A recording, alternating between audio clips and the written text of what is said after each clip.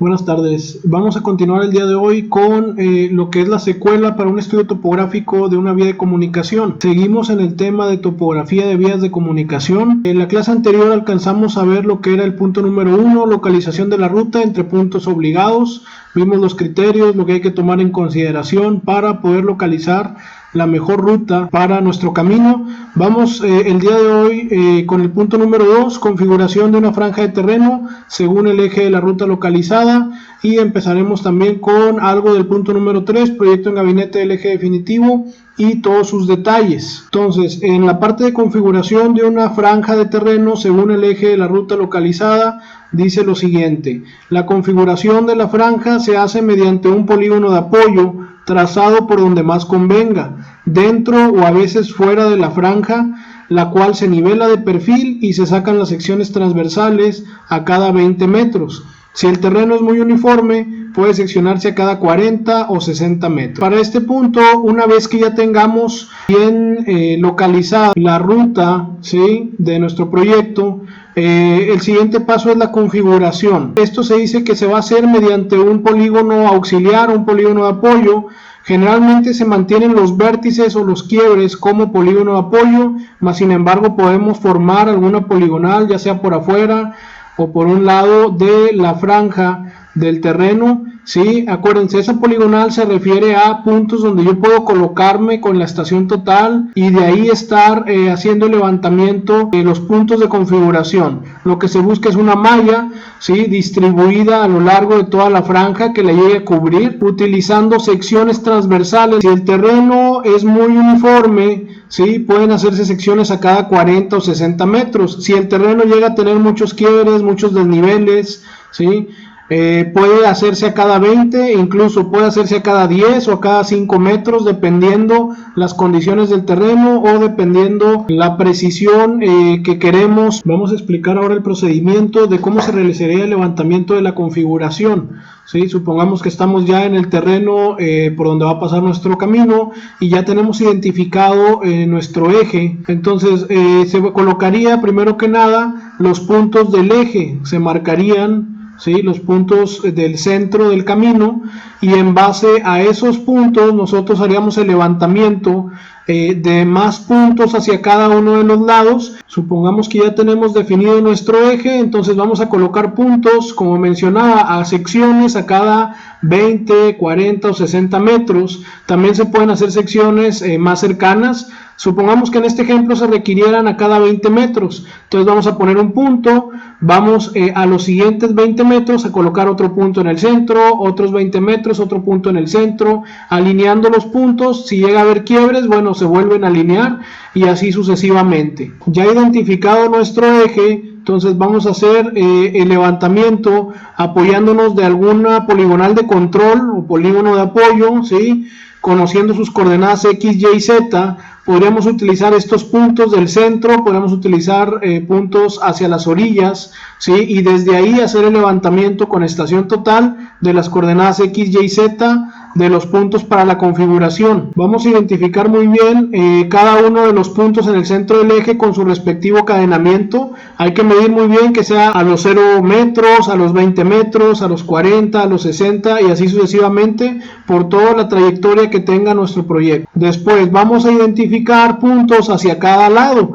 En este caso estoy colocando puntos perpendiculares al eje del proyecto, espaciados a cada 5 metros, 5 y 10 metros hacia un lado, 5 y 10 metros hacia el otro. Si el terreno tuviera mucho desnivel, podríamos utilizar a lo mejor puntos a cada 2 metros, a cada metro, o si el terreno es muy plano, pues a lo mejor podrían utilizarse puntos a cada 10, 20 metros, ¿sí?, hacia cada lado. Es dependiendo qué tan ancho sea nuestro proyecto, cuántos carriles vaya a tener este camino, ¿sí?, y también considerando las condiciones físicas. Si es un terreno muy plano, como le hemos mencionado, incluso las secciones se pueden proponer a cada 40 o 60 metros. Entonces, una vez identificados los puntos del centro del eje, espaciados a cada 20 metros, en cada uno de estos 20 metros vamos a tomar puntos hacia cada uno de los lados a los 5 y a los 10 metros para ir formando la malla de nuestro camino dentro de la franja para poder posteriormente calcular interpolaciones y ver por dónde pasan las curvas de nivel. Como les mencionaba, cada una de estas líneas espaciadas a cada 20 metros donde estamos levantando hasta 5 puntos le vamos a llamar sección y se van a identificar con el cadenamiento correspondiente que tenga respecto a la distancia que vamos avanzando. Ahora bien, si tomamos como ejemplo lo que mencionábamos la clase anterior para identificar o localizar por dónde va nuestro camino, bueno, en esta línea sería el eje, ¿sí?, principal del camino. Alrededor de esta línea tendríamos que levantar a los 5 y a los 10 metros para cada lado, espaciándonos 20 metros entre secciones hasta completar toda la trayectoria del camino y llegar al punto de cierre. Aquí lo que haríamos sería marcar las secciones a cada 20 metros, ¿sí?, levantar los puntos perfectamente perpendiculares al eje hasta terminar con nuestra trayectoria. De esta forma tendríamos ya 5 puntos por cada una de las secciones, ¿sí?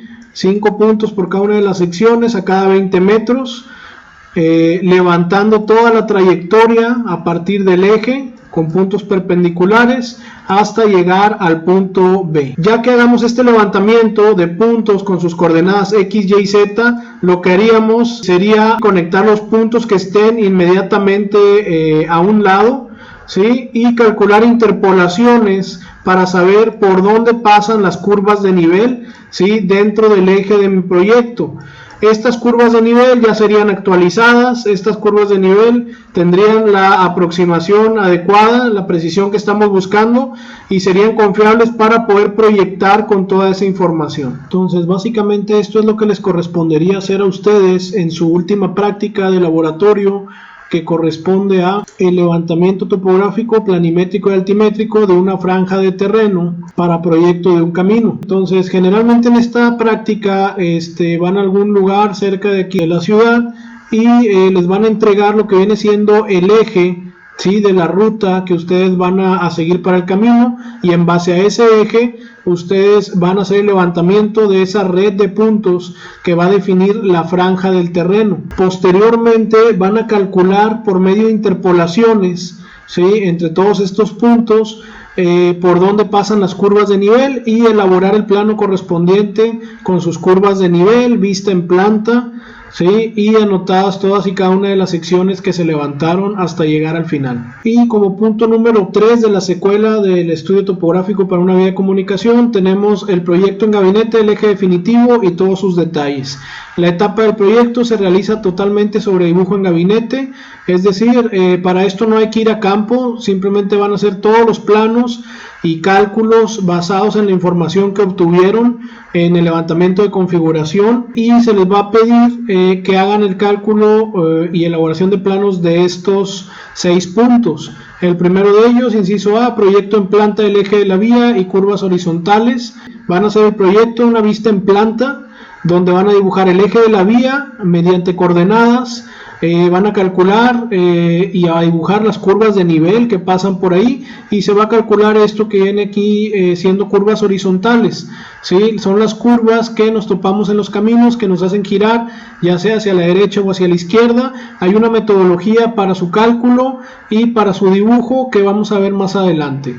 En el inciso B vamos a hablar del perfil del eje proyectado. Básicamente es otro plano más, en este caso sería un plano de perfil, una vista lateral del eje proyectado, donde ustedes van a dibujar cada sección con su cadenamiento contra las cotas de cada uno de los puntos al centro del eje. Para el inciso C, lo que van a hacer es el proyecto de la subrasante del perfil y curvas verticales, ¿sí? Aquí se va a proyectar el nivel deseado para la vialidad y van a calcular lo que vienen siendo curvas verticales, que son las que nos topamos en los caminos cuando subimos o bajamos alguna pendiente. Después tenemos inciso D, secciones transversales de construcción. Esta parte de aquí viene siendo una vista frontal, ¿sí?, de lo que es el camino, donde vamos a tener dibujado el terreno natural y nuestro proyecto de niveles, de donde queremos que queden pasante de nuestro proyecto. ¿Sí? Después tenemos el inciso E, áreas de las secciones y cálculos de volúmenes. Vamos a revisar las áreas y volúmenes de terracerías que se tengan que realizar, ya sea que se vayan a rellenar o se vaya a tener que hacer una excavación o un corte de material para llegar al nivel deseado que nosotros estamos proyectando. Y por último tenemos el inciso F, correspondiente a la curva masa del proyecto, la cual es una gráfica o un plano que me permite describir cómo se comportan las volumetrías conforme vamos avanzando con la construcción del proyecto. Cada uno de estos 6 pasos se van a ver por separado, se van a ir explicando y ustedes los van a tener que elaborar como proyecto final para sus prácticas de laboratorio.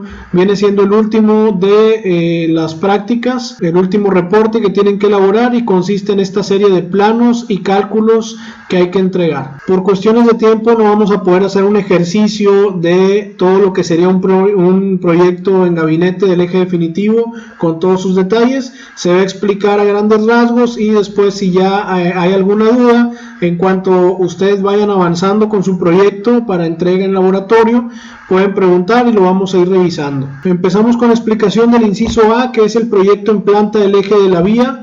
Menciona que se realiza el plano en planta con curvas de nivel de la zona de interés, con ayuda de un compás de puntas y conociendo la equidistancia, ¿sí?, a cada cuánto están las curvas de nivel y la pendiente deseada o pendiente gobernadora, ¿sí?, se calcula la abertura del compás para que al interceptar con sus puntas 2 curvas de nivel contiguas, la línea imaginaria que une estas puntas tenga una pendiente deseada. Esto vendría siendo el trazo de la línea gradiente o línea pelo de tierra. Ya lo explicamos en la clase anterior, ¿sí? Más que nada es ir manteniendo una distancia constante que podemos ir midiendo con el escalímetro, una distancia horizontal, conforme vamos pasando de curva en curva de nivel para ir trazando el eje definitivo. Dice, posteriormente se trazará el eje principal en el camino, uniendo líneas rectas lo más pegado posible a la línea gradiente o línea pelo de tierra, pero buscando no se tengan tantos quiebres. Aquí es cuando definíamos, ¿sí?, lo que viene siendo la ruta o la localización de la ruta entre los puntos obligados. Dice, finalmente se trazan sobre estas las curvas horizontales. Para su proyecto, este inciso A corresponde a elaborar el plano a escala, ¿sí?, en una vista en planta o una vista aérea, donde van a dibujar el eje, ¿sí?, esta información se los van a entregar sus instructores, van a dibujar el eje con coordenadas, van a dibujar ahí mismo las curvas de nivel, adicionando también el cálculo de las interpolaciones, ¿sí?, y con esta información vamos a calcular la o las curvas horizontales que vayan apareciendo en mi proyecto. Se va a dibujar una curva horizontal en cada punto de quiebre que yo tenga para mi proyecto.